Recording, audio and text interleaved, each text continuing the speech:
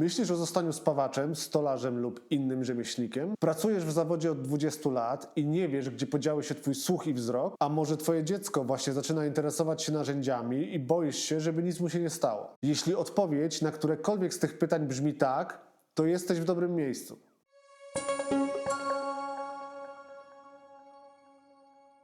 Witam Was serdecznie na kanale Crafting My Path. Mam na imię Mateusz i od ponad 10 lat pracuję w przemyśle metalowym. W tym odcinku opowiem Wam o BHP na warsztacie. Ale nie o zasadach prawnych, tylko o tych, które sam stosuję i które wypracowałem przez lata doświadczenia. Bo spawanie wcale nie oznacza rujnowania sobie zdrowia. To brak odpowiednich zabezpieczeń potrafi je niszczyć. A więc przed Wami 5 zasad BHP na warsztacie.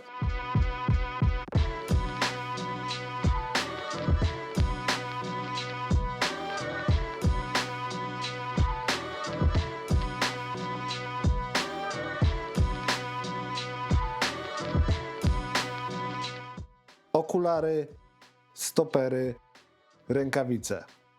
Okularów nie trzeba mieć na nosie cały czas, szczególnie jeśli pracujecie sami, ale przy każdym szlifowaniu są absolutnie konieczne. Rozpędzony, rozgrzany do czerwoności opiłek może wbić się w oko w ułamku sekundy.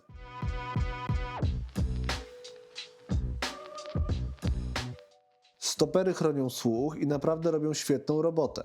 Szlifierka, młotek uderzający w metal, a nawet wiercenie. To wszystko powoli niszczy zmysł słuchu. Dlatego najlepiej nosić stopery cały czas podczas pracy. Rękawic warto używać zawsze, a jeśli już trzeba, zdejmujecie je tylko na chwilę.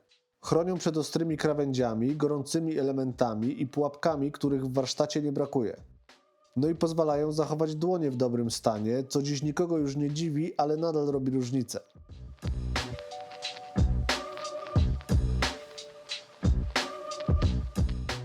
Powinienem powiedzieć, że trzeba mieć certyfikowane ubrania spełniające normy, ale dobrze wiemy, że w przydomowych warsztatach większość z nas pracuje w starych, wygodnych ciuchach. Tak samo robię ja. Lubię wygodę i nie znoszę typowych roboczych ubrań. Jest jednak kilka zasad, o których musicie pamiętać.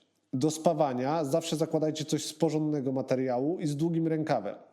Promieniowanie UV może tak poparzyć jak słońce po całym dniu na plaży. Kolejną kwestią są wszystkie odstające i wiszące rzeczy. Włosy, wisiorki, sznurki od bluzy, to wszystko musi zniknąć. Uwierzcie mi, że te z pozoru błahe rzeczy mogą narobić naprawdę bardzo dużych szkód.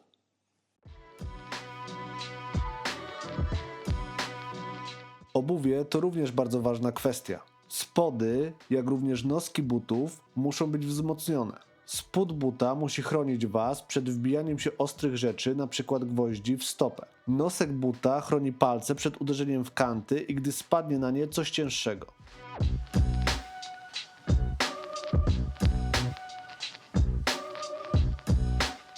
To jest szlifierka, a to jest osłona. Dużym problemem jest to, że wielu ludzi się jej pozbywa. Twierdzą, że tak jest im wygodniej, albo chcą po prostu czuć się jak lokalni bohaterowie. W rzeczywistości to proszenie się o kłopoty. Bez osłony wygląda to tak. I jest to naprawdę niebezpieczne. Ręka może się osunąć prosto na tarczę, a jeśli tarcza pęknie, jej odłamek może wbić się w ciało albo co gorsza w oko. Osłona ma Cię chronić i robi to dobrze, jeśli tylko pozwolisz jej na to.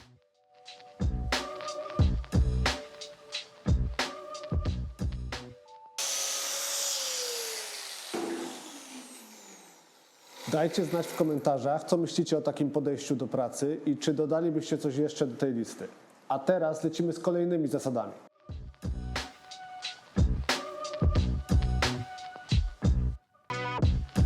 W większości warsztatów towarzyszy bałagan. Porozrzucane narzędzia, kurz, odpady i stanowisko pracy gdzieś pośrodku tego wszystkiego. Jasne, w trakcie pracy zawsze zrobi się trochę zamieszania, ale warto przyjąć zasadę, że na koniec dnia poświęcamy 10-15 minut, żeby wszystko ogarnąć. Dzięki temu unikniecie przypadkowych potknięć, uderzeń czy przewróceń, a przy okazji zaoszczędzicie mnóstwo czasu, bo wszystko będzie tam, gdzie trzeba. Wiem, że to może wydawać się nieintuicyjne, ale kiedy wokół Was panuje porządek, wszystko idzie szybciej, spokojniej i po prostu przyjemniej. Czysta przestrzeń to czysta głowa. Łatwiej się skupić i myśleć nad tym, co naprawdę ważne.